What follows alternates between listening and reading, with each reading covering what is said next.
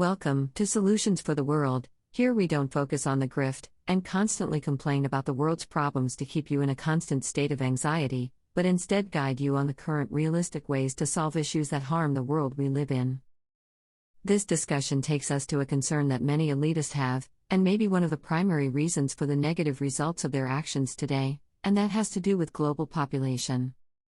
Many believe that the population of humans on the planet is growing too rapidly, and that resources are too scarce to maintain comfortable levels of coexistence between people and nations. Another concern is land, preserving the ecosystem, and the population of various species that live in them. In 1968, the world's population had grown to around 3.5 billion, and the annual rate of growth peaked at 2.1%. In 2015, the population reached 7.3 billion, and today it's around 7.8 billion, with an annual growth rate at 1.05%. So, in the last half-century the population has more than doubled in numbers, but the rate of growth is steadily slowing to an average of 0.02% annually. Shouldn't those who worry so much about growth want to know the correlations behind this consistent drop in numbers?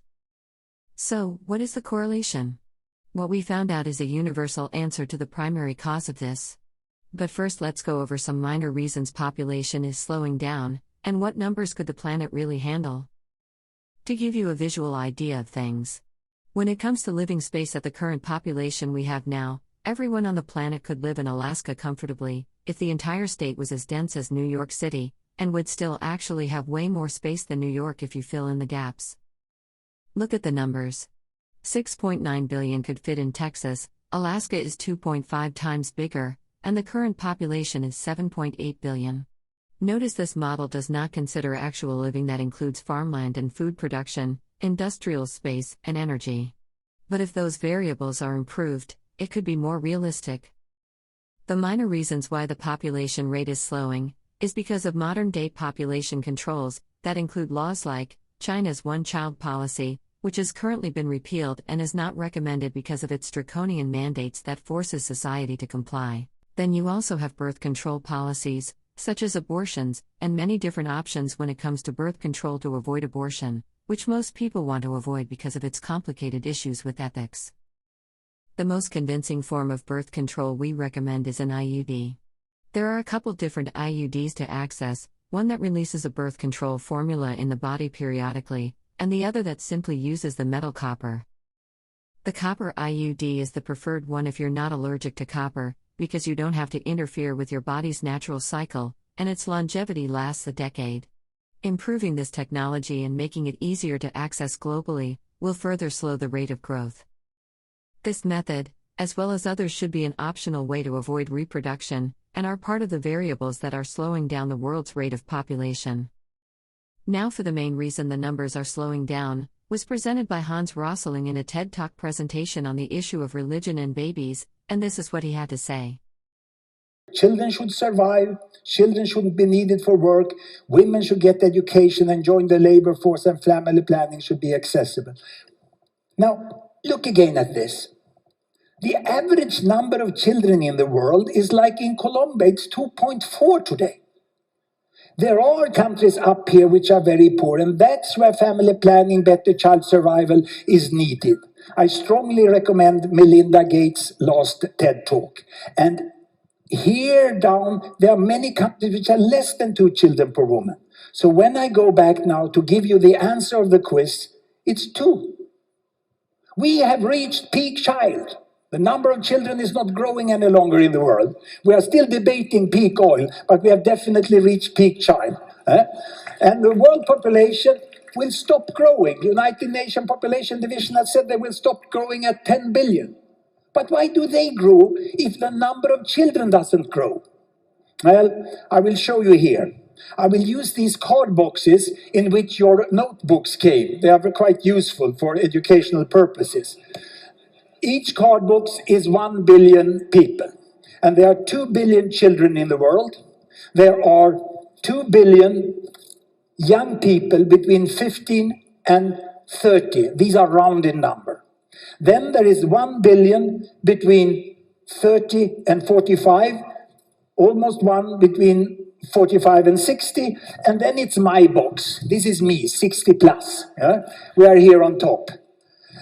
So what will happen now is what we call the big fill-up. You can see that it's like 3 billion missing here. They are not missing because they've died. They were never born. Because before 1980, there was much fewer people born than there were during the last 30 years. So what will happen now is quite straightforward. The old, sadly, we will die. The rest of you, you will grow older and you will get 2 billion children. Then the old will die. The rest will grow older and get 2 billion children. And then again, the old will die and you will get 2 billion children. This is the great fill-up. It's inevitable. And can you see that this increase took place without life getting longer and without adding children? Religion has very little to do with the number of babies per woman.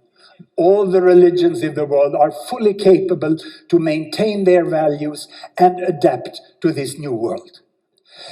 And we will be just 10 billion in this world. If the poorest people get out of poverty, their children survive, they get access to family planning. That is needed. But it's inevitable that we will be 2 to 3 billion more. So when you discuss and when you plan for the resources and the energy needed for the future for human beings on this planet, you have to plan for 10 billions. Thank you very much. So, is there really a reason to be so worried about the world being overpopulated? Not at all. We know that the planet itself can literally maintain a population way higher than expected, based on the landmass available with the right technological improvements. We also know there are advanced forms of birth control that last a very long time, and have very low risk of complications to your health.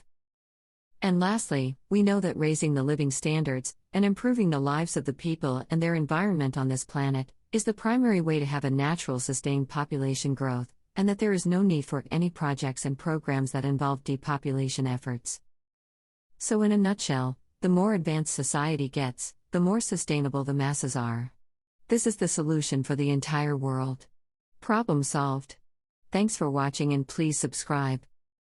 If you have anything you want to discuss, feel free to debate in the comments below. If it turns out the information you provide is valid, I will make sure to do an update video later. Also, you can donate to our cause to solve the world's problems. Remember, you can change the world, if you really want it.